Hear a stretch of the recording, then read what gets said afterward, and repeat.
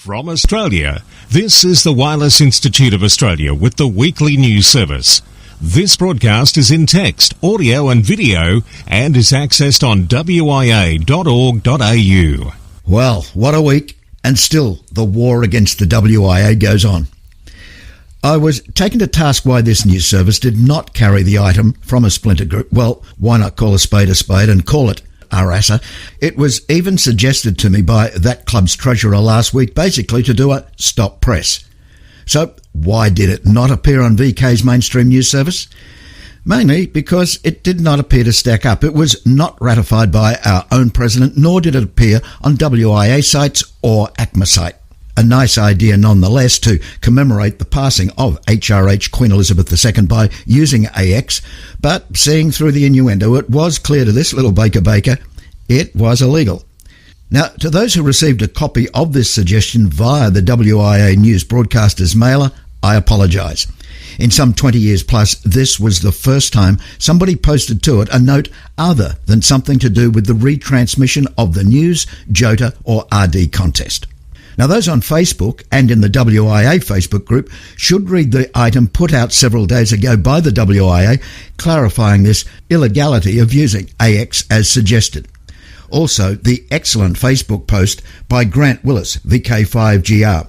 Grant summed it up in a nutshell.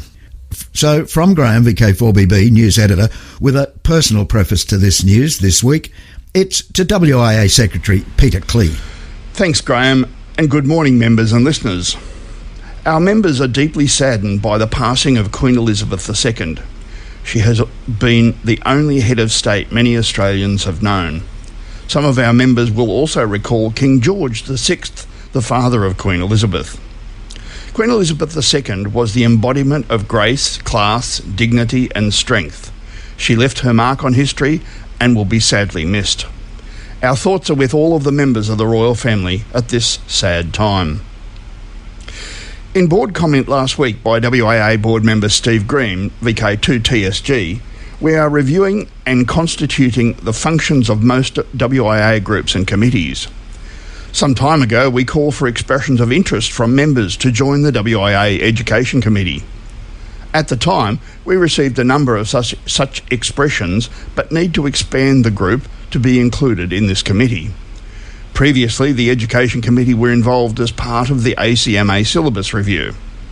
The board are currently reviewing the terms of reference for the WIA Education Committee, and the board have several specific projects in mind for that committee to undertake, including that of the current syllabus review and also looking at future syllabus requirements. We would also like the committee to review current and future education material.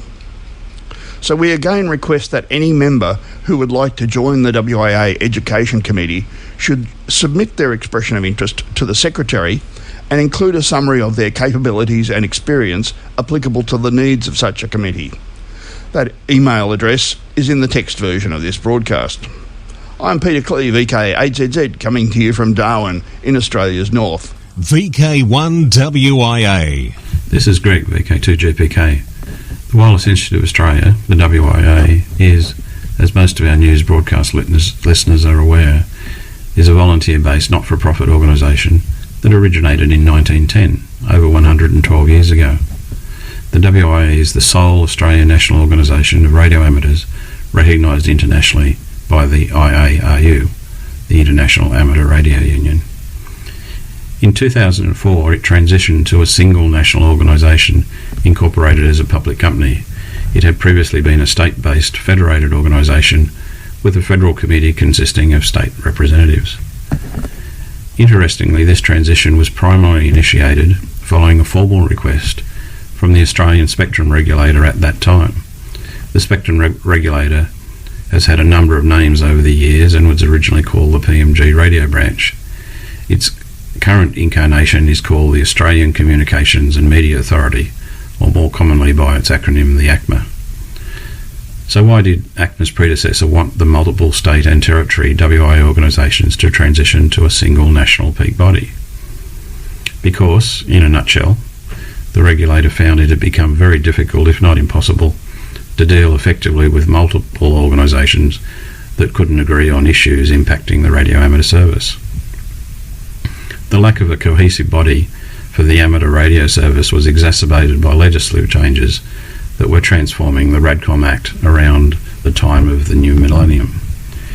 In the last decade, ACMA has been subject to year-on-year budget cuts, euphemistically called by the politicians efficiency dividends.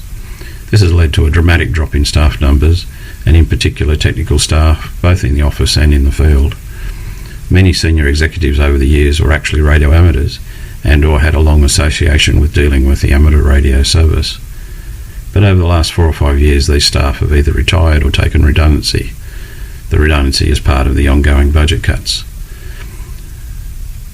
The move as a preferred option to a class licence by the ACMA is primarily, in the author's opinion, motivated by savings to the ACMA rather than any tangible benefits to the AR community. The reduction in technical capability and any direct affiliation with the amateur cohort is negatively impacting us as radio amateurs, and the ACMA has become increasingly more dependent on getting advice through consultations. In fact, the ACMA has itself contributed directly to making dealing with the radio community more difficult and divisive by giving seemingly unwarranted credibility to a splinter AR group with a comparatively small member base. In fact, the ACMA actually mistakenly referred to them as an alternative peak body to the WA, although they quickly walked this back. There are in fact far larger and far more representative AR groups such as AR Vic, AR New South Wales and Alara, all of which are closely aligned to the WA as affiliated clubs. The apparent recognition of an AR splinter group by the ACMA has led to a deja vu repeat of history for the ACMA in creating the same type of problems they sought to avoid in the early 2000s, trying to deal with differing opinions with little common ground from multiple organisations. In fact, the situation is much worse than before due to the constant vitriol and misinformation that emanates from the splinter group. The ACMA has even had to issue public statements retracting false claims published by the splinter group. On another subject, the 2021 census data recorded a 19% drop in volunteering since the last snapshot in 2016. The finding is backed up by more regular in-depth social surveys done by the ABS. The number of Australians volunteering has reduced significantly in recent years. This is impacting the WA, for instance, as in the last few years we've only had enough nominations for director positions to actually require an election every other year. Plus, we don't have an even distribution of directors from the various states and territories. The time for director nominations is coming up soon towards the end of the year. So if you think you have the skills to help manage and shape the future of the WAA and would also like to give back to the radio amateur community, please considering nominating. This is Greg, VK2 GPK. Hello, I'm Jeff Emery, VK4ZPP, and I've been thinking. There was a certain confusion caused by messages put out that the AX prefix might be used as a memorial to Her Majesty. It was noted that this was contrary to our rulebook for LCDs, and an inference was drawn that compliance action was not a priority by the ACMA.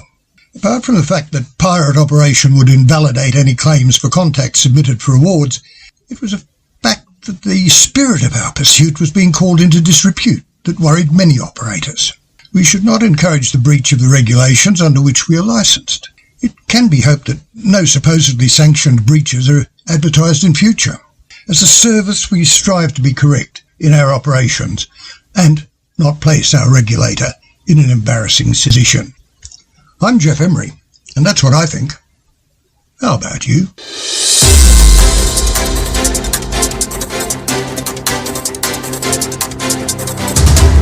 This is the home service of the Wireless Institute of Australia through VK1WIA. Now, international news with Jason, VK2LAW. Hello, leading this week's international news, RTTY Intruder. Especially on the 40-metre band, there's always radio services that have got no place being there. Sometimes these are hard to recognise as intruders. This is the case for transmissions on 7080 kHz. At first glance, it looks like a legal amateur radio RTTY signal. Taking a closer look, it becomes clear that this particular FSK mode is not used in amateur radio. The speed is 50 baud with a shift of 200 Hz instead of the typical 425 Hz shift. This method, called CIS 5050, is used primarily by the Russian Navy. A similar emission can be observed on 7088 kHz. Radio amateurs are not afraid of a blackout. Switzerland's USKA reports there are almost 4,000 enthusiastic radio amateurs throughout Switzerland. They met September 18th for the Swiss Emergency Contest to test their equipment. A translation of the USKA post reads, "The internet has not killed them. The radio amateurs all over the world have not become entangled in the net. We have batteries and solar cells. You can also send emails or compressed photos. Above all, the possibility of communicating with the whole world, since the waves are reflected in the upper layers of the atmosphere." Enthusiasts demonstrated last Sunday in the Bain des Paquis to test the signals that will be the only means of communication in the event of a blackout. In the event of a power failure, ham radio works. In Region 2, Radio Amateurs of Canada, RAC, the National Association for Amateur Radio in Canada, is conducting a survey to enable them, RAC, to better serve Canadian amateurs. The survey is open to anyone holding a Canadian certificate and call sign. The survey is comprehensive and it covers such questions as, should Canadian amateurs be required to change their call signs when they move to another region of Canada?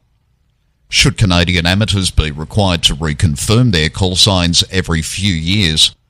Should call signs with one suffix letter be issued as permanent personal call signs? Should call signs with prefixes other than the traditional Victor Alpha, Victor Echo, Victor Oscar and Victor Yankee prefixes be issued as permanent personal call signs? Other topics include rules on two-letter suffixed call signs, rules on the handling of the call signs of deceased amateurs, special prefix authorizations, special event call sign authorizations. Now here's a nice story. 104-year-old Radio Ham is on the air. ARRL report one of their members, Oscar Norris, Whiskey 4 Oscar X-Ray Hotel of North Carolina, turned 105 September 25 and he is still on the air. Whiskey 4 Oscar Hotel X-Ray lost his sight when he was 24 and it was his blindness that led him to amateur radio. He earned his licence in 1949 and he's been on the air for 73 years. These days he communicates mostly using DMR.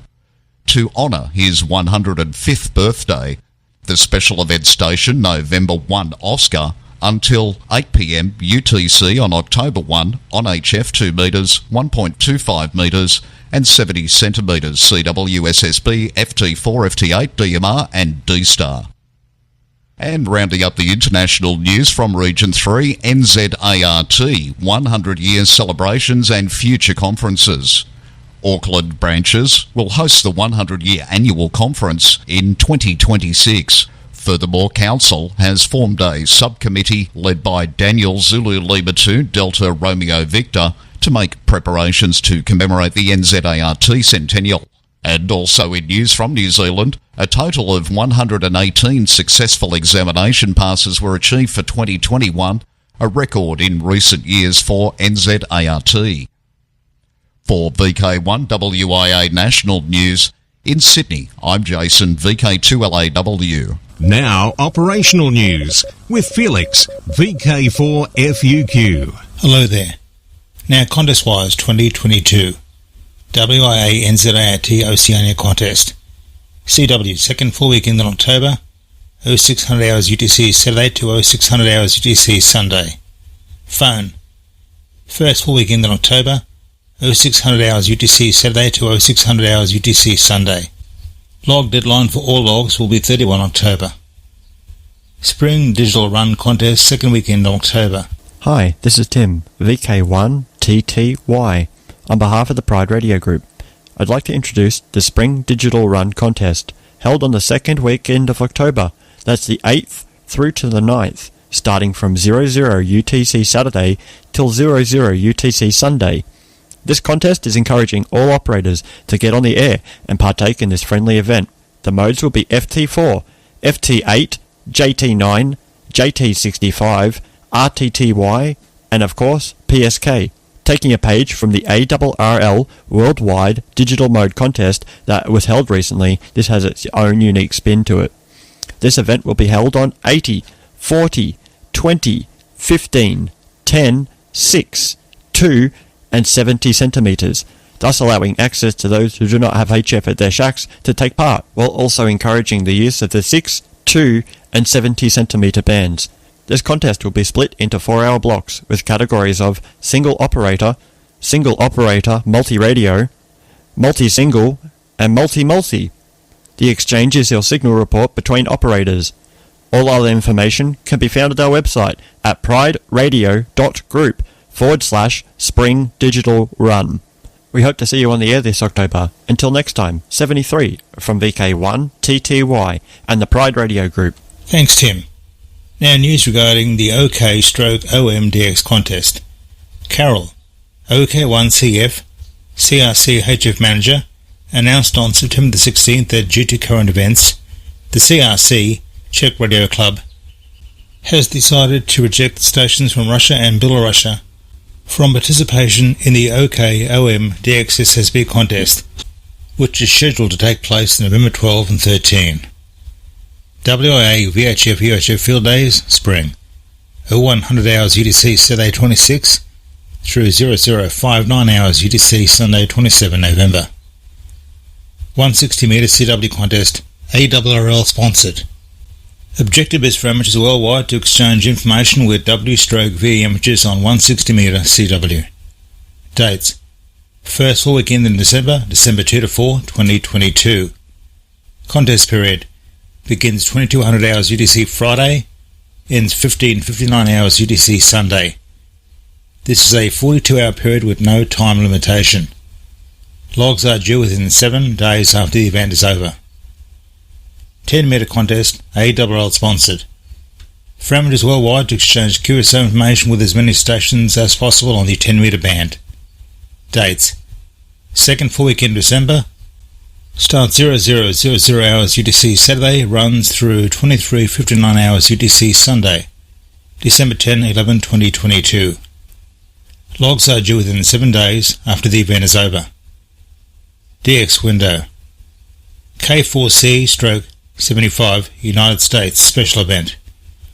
Operators from Northern Virginia are using the special call sign K4C/75 to celebrate the 75th anniversary of the Central Intelligence Agency, CIA, until September 30.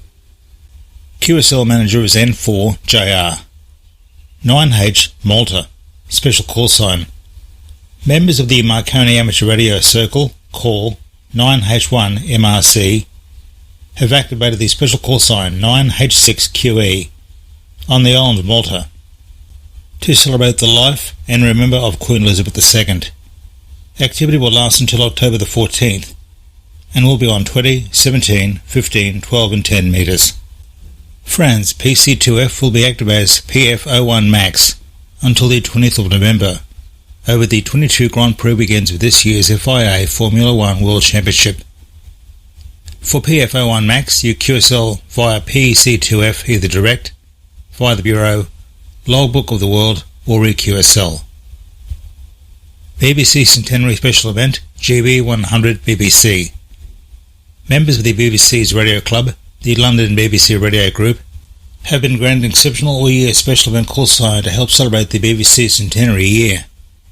GB100 BBC operates throughout the year, from the headquarters station in Broadcasting House, London. For VK1WIA National News, I'm Felix VK4FUQ Inningham. This is the home service of the Wireless Institute of Australia through VK1WIA. Now, Special Interest Group News with Bruce, VK3FFF. Defence. SK7RN, Total Defence Day on Öland. Sweden's SSA reports the Öland Island Amateur Radio Society, SK7RN, will be promoting the hobby at this year's Total Defence Day on Saturday, October 1st.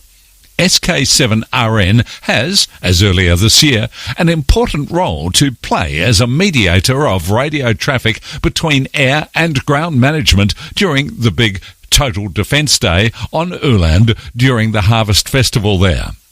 This year, SK7RN has been further commissioned by the management of the Total Defence Day to inform the audience about amateur radio in general and what it can mean for society in a situation of crisis in particular.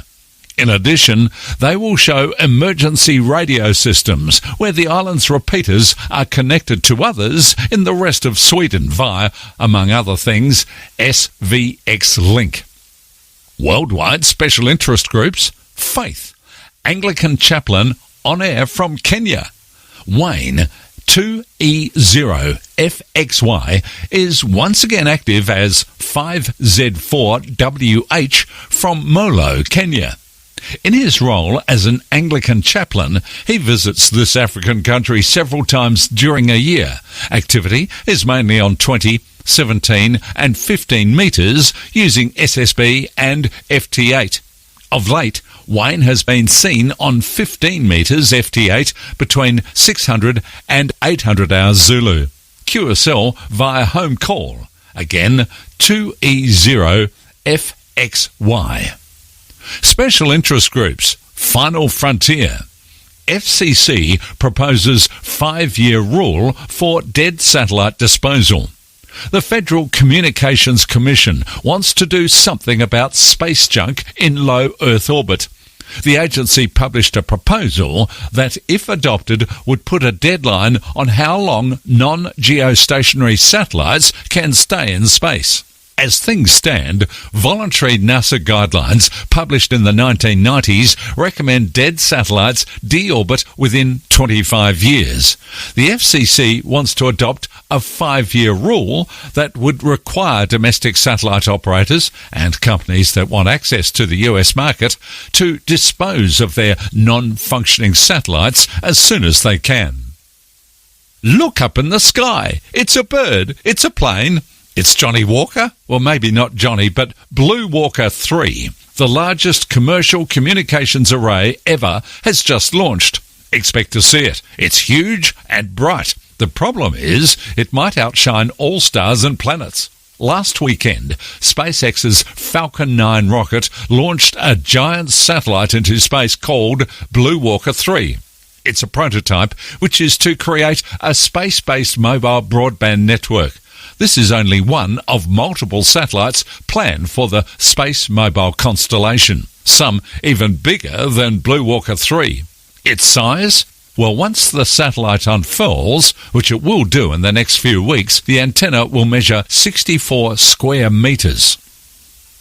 A small spacecraft designed to test out key components of NASA's Artemis program to the moon has run into trouble in space. The Capstone probe is expected to act as a pathfinder for NASA's Gateway, a small space station designed to orbit the moon and act as a jumping-off point for crewed missions to the surface. Capstone's mission cantered around testing a never-before-used orbit to learn more about its stability before sending the Gateway to it. Advanced Space, which operates Capstone, said in a statement that the spacecraft is in safe mode after an engine burn and appears to be in a stable orbit. Mission managers are hoping to perform a detumble that will allow the spacecraft to point its solar panels to the sun and charge its batteries. AMSAT Board of Directors has made a commitment to support amateur radio's inclusion on NASA's Gateway, a small spaceship in orbit around the moon with living quarters for astronauts, a lab for science and research, ports for visiting spacecraft and more. Worldwide special interest groups, Internet, the hams domain. WinRFCalc, free RF calculator, now has an Internet website. To keep users informed about the capabilities of WinRFCalc, a website has been launched where current and future calculation tools are shown. It is rfcalculator.com. Worldwide special interest groups, IOTA. The RSGB IOTA contest was again very popular this year with over 2,300 entries. Most island and island de-expedition entries were made by European stations, followed by Asia and Oceania. A couple of AS locators to check on. EU 031 Andy, Sparky, and RW3AH KL1A will be active as IC8 KL1A from Ischia Island until September 30th, and you can QSL via OE1ZZZ. And EU 032 Pat F8BON ceases activity Monday the 26th as TM2RE from Rare Island. He has been on all HF bands using SSB and FT8. QSL via F5MFV, direct by the Bureau, or Club Logs OQRS. Now, Rescue Radio. On September 7th, Jan Socrates, VE0JS-MM, and her sailboat, the SV Narada, set sail from Cape Flattery, the northwesternmost point of the contiguous US, to visit friends in San Francisco. But 35-knot winds and storms left her sailboat disabled and her onboard radio equipment marginally operational. Amateur operators in New Mexico, California and Canada and members of Group 7.155 heard her requests for assistance. They were able to make periodic contact with Jan Socrates and give her updated wind reports. Their last contact was as she was sailing with only the forward sail on her 38-foot sloop as she approached the Golden Gate Bridge. Socrates was able to use the tidal information passed on by amateur radio operators to make it safely to San Francisco Bay. Socrates said, "I wouldn't call it a rescue, just good amateur radio assistance, and I'm grateful for their help." Jan Socrates is 81 years old and the oldest person to have ever sailed around the world unassisted. I'm Bruce, VK3FFF in sunny Bendigo. Thanks, Bruce. Now, I'm Graham, VK4BB. Thanks for listening to WIA and the National News Service. We'll leave the news this week with a final. This final from Roger Harrison. This is Roger Harrison, VK2ZRH. I've been listening and reading and thinking. It's not the sort of thought experiment that Einstein used to conduct about the universal laws of the cosmos, but I have been able to draw some clear conclusions. I'm talking about the recent proposal to use the AX prefix on our call signs over the past week to honour the death of Queen Elizabeth II. The proposal to use AX was advocated despite it being in breach of our licence conditions. The ACMA cautioned the proponent that proceeding to use AX in lieu of VK when using our call signs on air was a breach of the licence conditions determination, the LCD. The use of AX is limited to 3 specific days each year: 26th January, Australia Day, 25th April, Anzac Day, and 17th May, World Telecommunication Day. While it is a historically significant and solemn occasion worthy of appropriate commemoration, the ACMA's formal advice was very clear. It is not legal to use the AX prefix on this occasion, regardless of whether it is a major or minor breach. While the sentiment about honouring the death of Queen Elizabeth is appreciated, promoting a breach of our regulations, breaking the law, is not. Nonetheless, the chief proponent was out there, on the bands, signing AX and encouraging others to do the same, and on the internet. This sort of adventurism, thumbing our noses at the governance of our hobby or service, clearly undermines whatever standing radio amateurs may have in the hallowed halls of government authorities, the ACMA in particular, when it comes to the principles of self-regulation. It concerns me that one interpretation of the purpose of this episode is to do exactly that: demonstrate that amateurs, the Australian radio amateur community, and those who advocate for us, cannot be trusted. This is Roger Harrison, VK2ZRH. All on my own, not speaking for anyone else.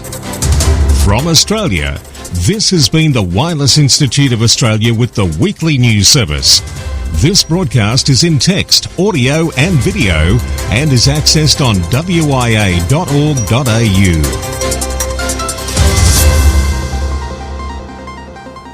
Courtesy of Bevan, VK5 BD's ATV and YouTube channel, this has been WIA National News. We're back now, live and local, and your voice, your callbacks. And don't forget, tick like.